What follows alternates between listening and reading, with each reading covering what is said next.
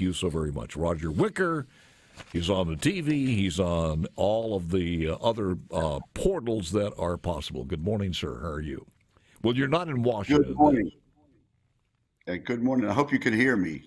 I can hear you loud and clear. Can you hear me? Yeah, I'm supposed to be hearing you through earbuds, but it doesn't seem to be working. So I'm just listening to you. It's technology. What can I say? First of all, where were you on Wednesday? And also Senator Cindy Hyde-Smith. We were in the middle of debate on the floor of the U.S. Senate. Mm-hmm. And matter of fact, Senator James Lankford of Oklahoma was in the middle of a speech. Somebody came and got the vice president down from the podium. At first, they put the president pro tem up there, Senator Grassley, and then they went and got Grassley and got him down, and they walked up to Lankford and said, "You need to pause your speech." And at that point, we started hearing noises out in the hall. Did you find refuge in your office, or did you leave the Capitol? No, we were all together, and at first they kept us in the Senate chamber. Yeah. And then I think when the House chamber got breached, they decided that wasn't a good idea, so they took us over to a large committee room in one of the office buildings, and we waited there. You know, it is amazing that we have a story this morning. I'm not sure if you saw it on Fox News. A left-wing activist. This is this guy named John Sullivan, who is an admitted insurgent. He was one of the many people inside the Capitol, and he's far from a Trump supporter. He was one of the people who said we needed to rip Trump out of there. He's a left-wing activist, and he was one of the many people in the Capitol egging people on. But I don't think the environment there could be worse, could it? Well, it's the worst I've ever seen. The worst I've ever seen. You know what you're saying, Paul, is exactly why it was a mistake for the House to rush into this impeachment. They've not fully investigated exactly who was part of this crowd that actually broke in, and we're just finding out this morning. I learned it about the same time you did.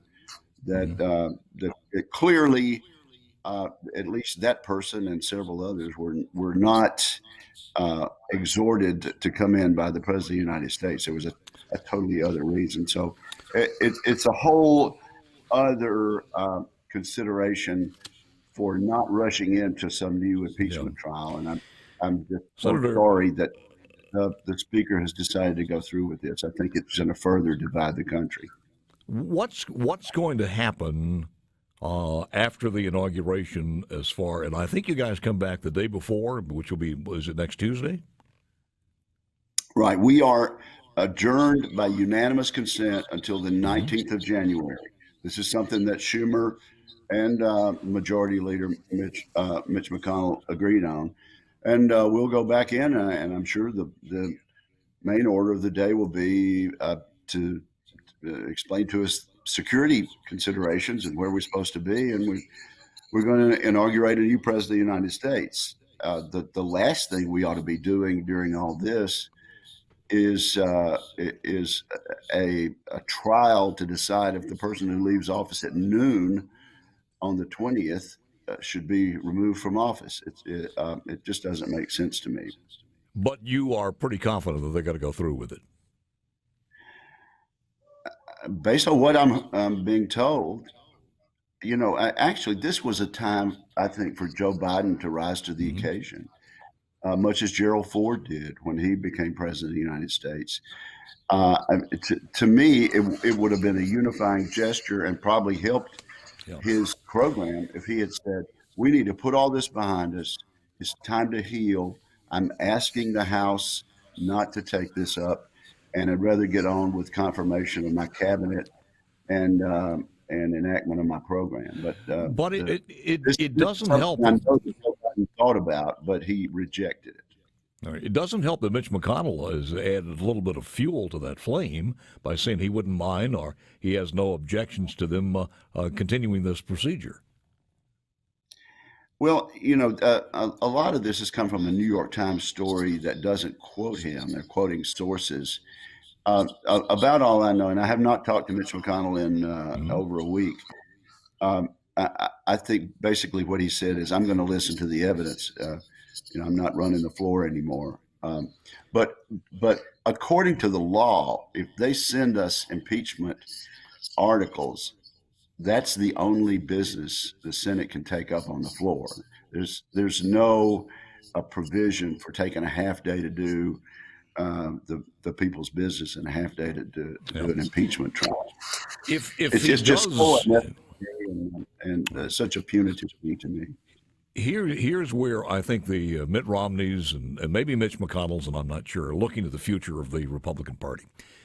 If he is impeached, he cannot run for president in the next go-around. Does that mean also he cannot run as an independent? Well, the chances of him being removed by 2/3 of the vote in the Senate are absolutely non-existent.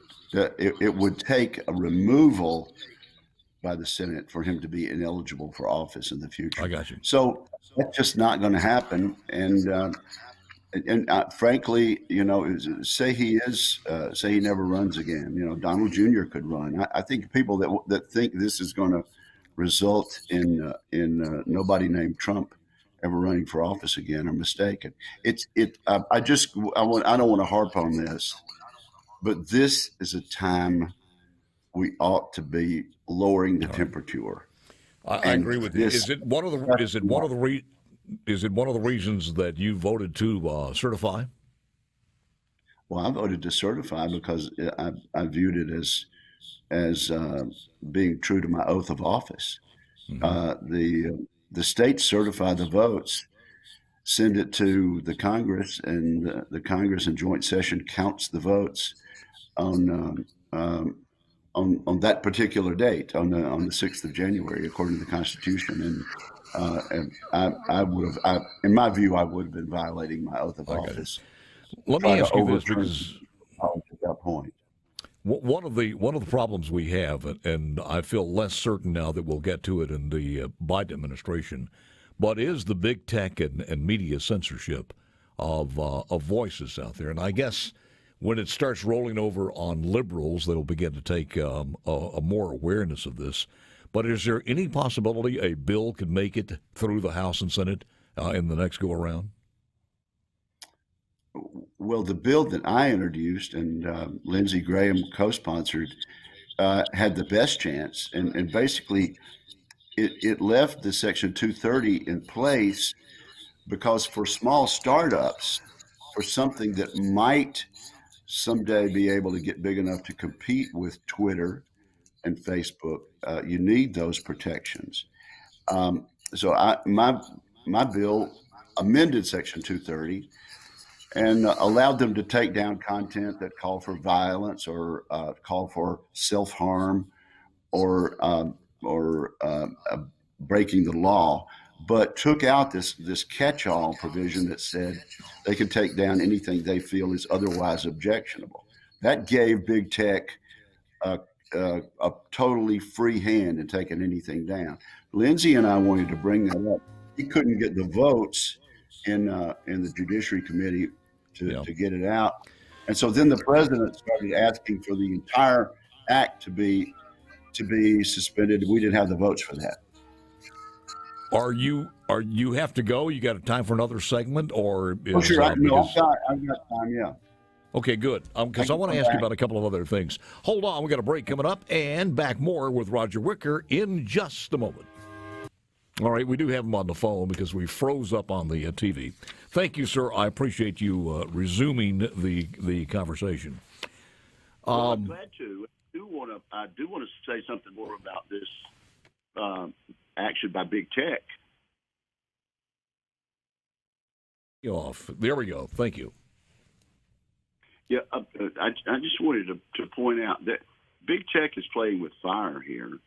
and I really think they're risking a big round of lawsuits based on the violation of the First Amendment and also trust busting.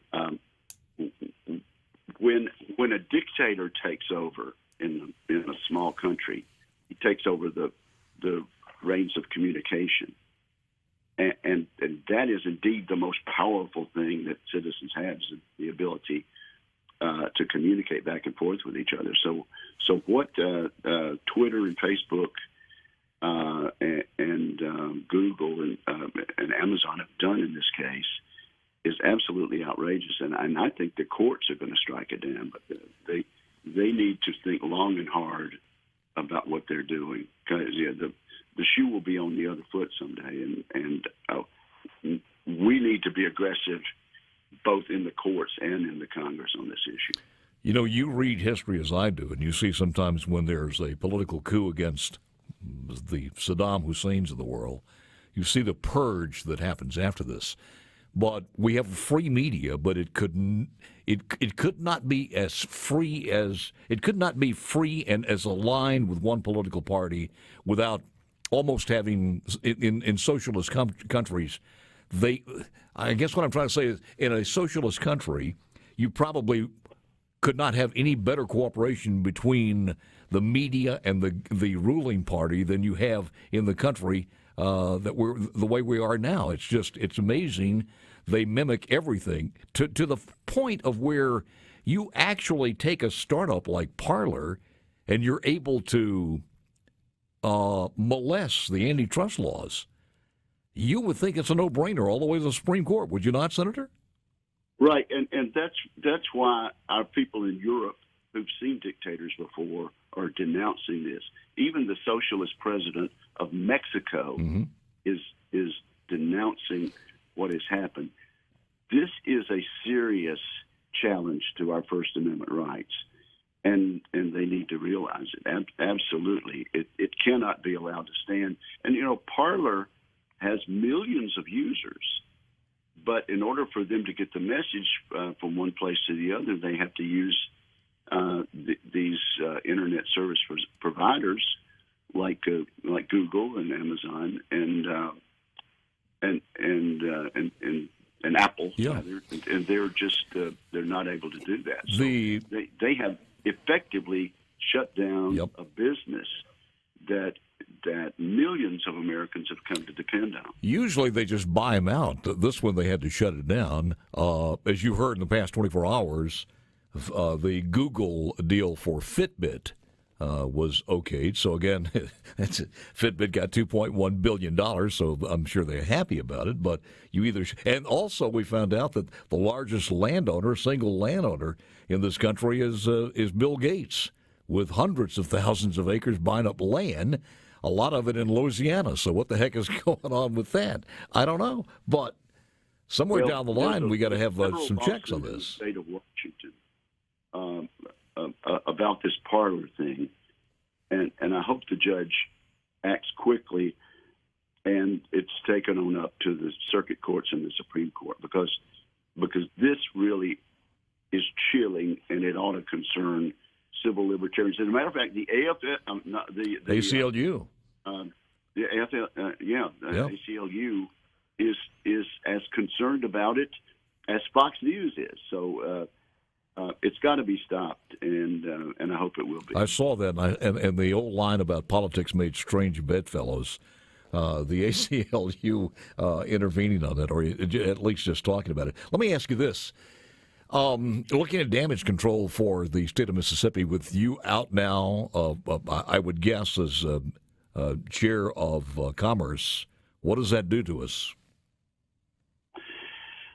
Well, of course, it's better to be chairman than it is to be ranking member, no question about it, because the chairman gets to set the agenda. And this is the bad thing about losing those Georgia seats. The majority leader is Chuck Schumer, and he's the only person on the face of the globe that can bring bills to the floor. And so that's an enormously powerful position, and for various reasons, we tossed those seats away in Georgia needlessly. But with a 50-50 Senate, a lot of things have to be done by consensus. And so, I've been a senator when there were only 40 Republicans, and we were able to make our point and get some things done. So with a 50-50 tie and a chairman that I've worked with now for 2 years on a pretty conciliatory basis, we'll be heard of. We'll be heard from. Well, safe travels when you do go back, and stay in touch, and hopefully get you in the studio soon, sir. Thank you, and have a great weekend. Thank you. Yeah, I hope so. And sorry for the technical difficulties. It's no problem. No problem. Thank you, sir.